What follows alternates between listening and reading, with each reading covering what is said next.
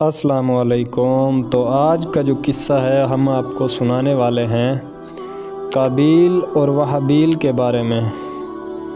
قرآن مجید میں حضرت آدم علیہ السلام کے دو بیٹے قابیل اور وحابیل کا قصہ ہے، اور ہم تم کو سناتے ہیں کہ حضرت آدم علیہ السلام اور حوا علیہ السلام سے بہت اولاد ہوئی۔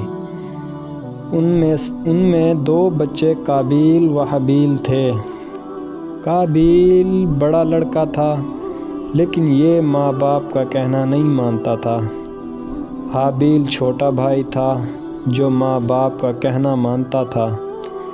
اکلیمہ ایک لڑکی تھی جس سے قابیل شادی کرنا چاہتا تھا، مگر حضرت آدم علیہ السلام حوا علیہ السلام اس کی شادی اپنے چھوٹے بیٹے حابیل سے کرنا چاہتے تھے جو نیک اور شریف تھا۔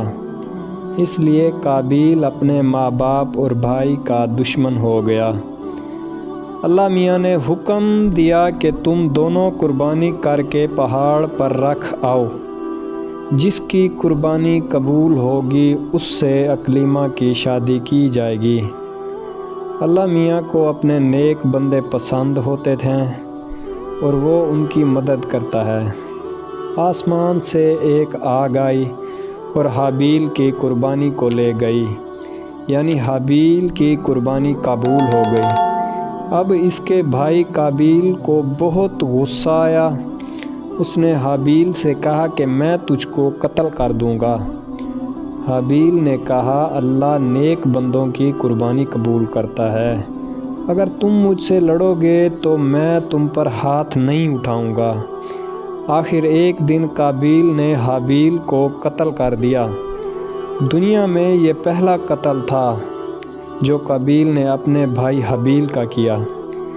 قتل کرنے کے بعد قابیل کو فکر ہوئی کہ حابیل کی لاش کا کیا کرے، کس طرح چھپائے۔ اس نے دیکھا کہ ایک کوا چونچ سے زمین کھود کر ایک دوسرے مرے ہوئے کوے کو دفن کر رہا ہے۔ تب اس نے بھی اپنے بھائی حابیل کو زمین کھود کر دفن کر دیا اور خود جا کر آگ کی پوجا کرنے لگا۔ حضرت آدم علیہ السلام حوا علیہ السلام کو بہت رنج ہوا۔ تو قابیل اور حابیل دونوں بھائیوں کے جھگڑے سے ہم کو سبق لینا چاہیے۔ ہمارا حقیقی بھائی یا مسلمان بھائی اگر ہم پر زیادتی کرے تو بہتر یہ ہے کہ ہم صبر کریں اور اپنے بھائی پر ہاتھ نہ اٹھائیں۔ قابیل نے اپنے بھائی کو قتل کیا، قیامت تک لوگ اس پر لعنت کرتے رہیں گے اور آخرت میں اللہ کے عذاب کا مستحق ہوگا، اور حابیل کو قیامت تک لوگ اچھا کہتے رہیں گے اور جنت کا وارث ہوا۔ سبحان اللہ۔